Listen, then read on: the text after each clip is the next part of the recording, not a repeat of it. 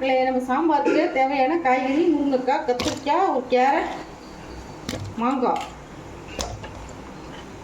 போட்டு காய் வேகட்டும், அப்புறம் பார்க்கலாம். ஊற்றி எடுத்துங்க. பாருங்கள், போட்டு வேக வச்ச காய்கறி எல்லாம் வந்துருச்சு. இப்போ நான் எலுமிச்சங்காய் சைஸு புளி கரைச்சி ஊற்றுறேன். தேவையான உப்பு போடுறேன். கல் உப்பு தான். இதுக்கு தேவையான அளவு நான் வறுத்து அரைச்ச பொடி, சாம்பார் பொடி 1 2 3 4 ஸ்பூன் போடுறோம். 4 ஸ்பூன் போட்டு நல்லா கலக்கி. இது போதும். 4 ஸ்பூன்.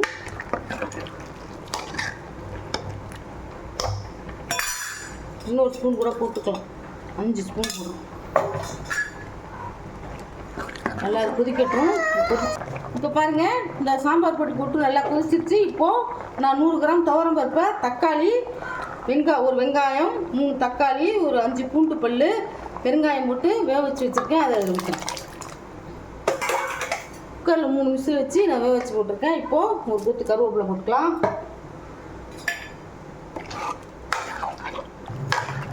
சாம்பார் எப்படி இருக்கும்?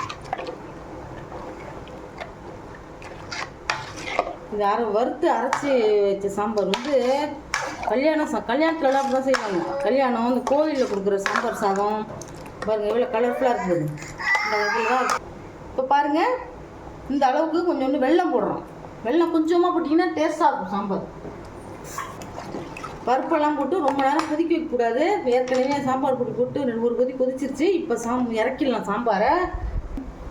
இப்போது சாம்பாரை ஒரு தாளிப்பு கொடுத்துடலாம். 1 ஸ்பூன் கடுகு, ஒரே ஒரு காஞ்ச மிளகாய், பாருங்க, ஒரு 1/4 வெங்காயம் மிக்ஸாக அரிஞ்சு போட்டோம். என்ன பெருங்காயம்னா நம்ம பருப்போட வேக வச்சிட்டோம். பொன்னரமாக வைப்போம். கருவேப்பிலையெல்லாம் போட்டாச்சு. இந்த தாளிப்பு தான் இன்னும் வாசனை கொடுக்கும். இப்போது சாம்பாரில் கொட்டிடலாம். நம்ம அரைச்சி பொடி பண்ண சாம்பார் ரெடி. இந்த மாதிரி நீங்களும் ட்ரை பண்ணி பாருங்கள். ரொம்ப ரொம்ப சூப்பராகவும் ரொம்ப டேஸ்டியாகவும் ஒரு புது விதமான சாம்பார். கல்யாண சாம்பார் மாதிரியே இருக்கும். சாப்பிட டேஸ்ட்டாக இருக்கும்.